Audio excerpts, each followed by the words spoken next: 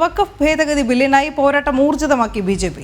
പൊതുജനാഭിപ്രായ രൂപീകരണത്തിൽ മേധാവിത്വം നേടാൻ തീവ്ര ഇസ്ലാമിക സംഘടനകൾ അടക്കം ശ്രമിക്കുന്ന സാഹചര്യത്തിൽ ബില്ലിനെ പിന്തുണച്ച പാർലമെന്ററി സമിതിക്ക് ഇമെയിൽ സന്ദേശം അയക്കാൻ ബിജെപി നേതൃത്വം കീഴ്ഘടകങ്ങൾക്ക് നിർദ്ദേശം നൽകി. നന്ദഗോപൻ ചേരുകയാണ് വിവരങ്ങളുമായി. നന്ദൻ, വിശദാംശങ്ങൾ ആദ്യം.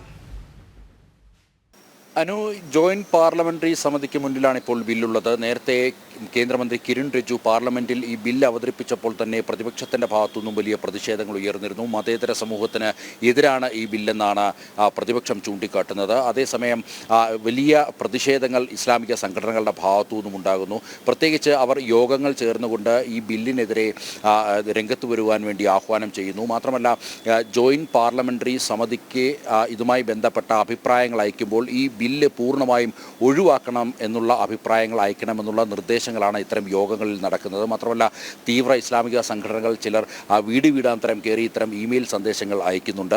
ഇത്തരം ഒരു സാഹചര്യത്തിലാണ് BJPയും ബില്ലിനെ അനുകൂലിച്ചുകൊണ്ടുള്ള പ്രവർത്തനങ്ങൾ ഊർജിതമാക്കുവാൻ വേണ്ടി കീഴ്ഘടകങ്ങൾക്ക് നിർദ്ദേശം നൽകിയിരിക്കുന്നത്. അതായത് ഒരു ബൂത്തിൽ നിന്ന് ചുരുങ്ങിയത് 3 ഇമെയിൽ സന്ദേശങ്ങളും എങ്കിലും ഈ ജഗദംബിക പാൽ അധ്യക്ഷനായിട്ടുള്ള ജോയിന്റ് പാർലമെന്ററി സമിതിക്ക് അയക്കുവാൻ വേണ്ടിയാണ് കീഴ്ഘടകങ്ങൾക്ക് നിർദ്ദേശം നൽകിയിരിക്കുന്നത്.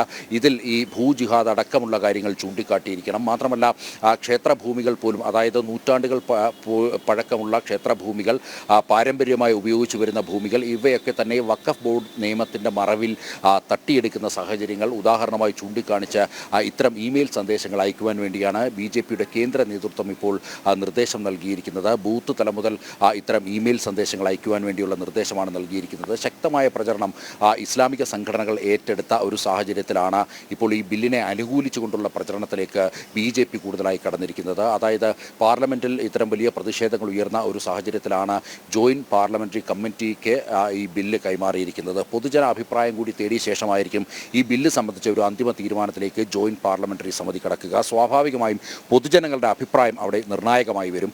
ഇത്തരം അഭിപ്രായങ്ങൾ ശേഖരിക്കുന്നതിൻ്റെ ഭാഗമായി കത്ത് മുഖേനയോ ഇമെയിൽ സന്ദേശം മുഖേനയോ പൊതുജനങ്ങൾക്ക് അഭിപ്രായം നൽകാമെന്നുള്ള നിർദ്ദേശം നേരത്തെ തന്നെ ജോയിന്റ് പാർലമെന്ററി സമിതി മുന്നോട്ട് വെച്ചിരുന്നു. ഇതിൻ്റെ അടിസ്ഥാനത്തിലാണ് ഇത്തരം ഇസ്ലാമിക സംഘടനകൾ യോഗം ചേർന്നുകൊണ്ട് ഇമെയിൽ സന്ദേശങ്ങളും കത്തുകളും അയക്കുവാൻ വേണ്ടി നിർദ്ദേശം നൽകിയിരിക്കുന്നത്. കേരളത്തിൽ INPRD information and public relation ഡിപ്പാർട്ട്മെൻറ്റിൻ്റെ നേതൃത്വത്തിൽ തന്നെ ഇത്തരം ക്യാമ്പയിനുകൾ സംഘടിപ്പിച്ചു എന്നുള്ളതും ശ്രദ്ധേയമാണ്. ഇത്തരത്തിൽ ചില സംസ്ഥാന സർക്കാരുകൾ പോലും ഈ ബില്ലിനെതിരെ ക്യാമ്പയിൻ സംഘടിപ്പിച്ച് രംഗത്ത് വരുന്നൊരു സാഹചര്യത്തിലാണ് ഈ ബില്ലിന് അനുകൂലമായിട്ടുള്ള പ്രചരണ പ്രവർത്തനങ്ങൾ ഊർജിതമാക്കുവാൻ വേണ്ടി BJPയുടെ ദേശീയ നേതൃത്വം ഇപ്പോൾ നിർദ്ദേശം നൽകിയിരിക്കുന്നത്. എന്നാൽ ഈ വഖഫ് ബില്ലിന് സാധാരണക്കാർക്കിടയിൽ, സമൂഹത്തിനിടയിൽ വലിയ സ്വീകാര്യതയാണ് അന്ന് പാർലമെന്റിൽ അവതരിപ്പിച്ച വേളയിലും ലഭിച്ചത്. ഈ ബില്ല് അവതരിപ്പിച്ച ഉടൻ പ്രതിപക്ഷ അഭ്യർത്ഥന മാനിച്ചു തന്നെയാണ് ഇത് ഉന്നതാധികാര സമിതി രൂപീകരിക്കാനൊക്കെ പ്രത്യേക സമിതി രൂപീകരിക്കാനൊക്കെ സർക്കാർ തയ്യാറായതും.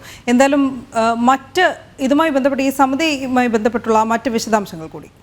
ജഗദംബിക പാൽ, BJPയുടെ MP ജഗദംബിക പാൽ അധ്യക്ഷനായിട്ടാണ് ഇത്തരമൊരു കമ്മിറ്റിക്ക് രൂപം നൽകിയത്. പൊതുജനങ്ങളിൽ നിന്നും അഭിപ്രായം തേടി ഈ ബില്ലിൻ്റെ വിഷയത്തിൽ ഒരു അന്തിമ തീരുമാനമെടുക്കുവാൻ വേണ്ടിയുള്ള നീക്കത്തിൻ്റെ ഭാഗമായിട്ടാണ് ഇത്തരമൊരു സമിതിക്ക് രൂപം നൽകിയത്.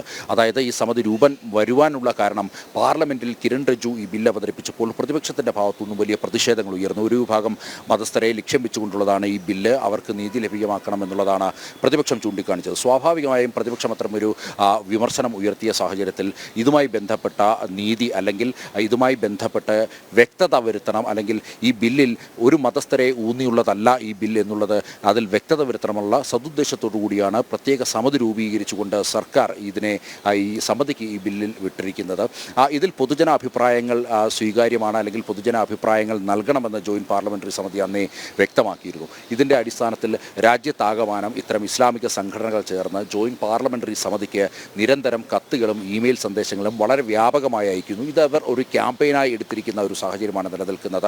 മാത്രമല്ല, ഈ വഖഫ് ബോർഡ് നിയമം ഇല്ലാതാകുന്നതോടുകൂടി അത് ഇത്തരം മുസ്ലിം വിഭാഗത്തിന് അത് വലിയ കോട്ടമുണ്ടാക്കുമെന്ന തരത്തിലുള്ള പ്രചരണങ്ങളാണ് ഇത്തരം സംഘടനകളുടെ ഭാഗത്തുനിന്നും ഉണ്ടാകുന്നത്. മാത്രമല്ല, കോൺഗ്രസ് അടക്കമുള്ള പ്രതിപക്ഷ കക്ഷികളും CPM അടക്കമുള്ള ഇടത് കക്ഷികളും ഒക്കെ തന്നെ ഇത് ഏറ്റെടുത്തുകൊണ്ട് മുന്നോട്ട് പോവുകയാണ്. എല്ലാവരുടെയും ലക്ഷ്യം ന്യൂനപക്ഷ വോട്ട് ബാങ്കാണ്. സ്വാഭാവികമായും വരുന്ന തെരഞ്ഞെടുപ്പുകളിലൊക്കെ തന്നെ ന്യൂനപക്ഷ വോട്ട് ബാങ്ക് പ്രതിപക്ഷത്തിന് ആവശ്യമാണ്. ഇത്തരം ഇത്തരം വാദമുഖങ്ങൾ അവർക്ക് ഉയർത്താതെ മറ്റു പോംവഴികളില്ല. അത്തരമൊരു സാഹചര്യത്തിലാണ് BJP ഇപ്പോൾ ഈ ക്യാമ്പയിനുമായി ശക്തമായി തന്നെ മുന്നോട്ട് നീങ്ങുന്നത്.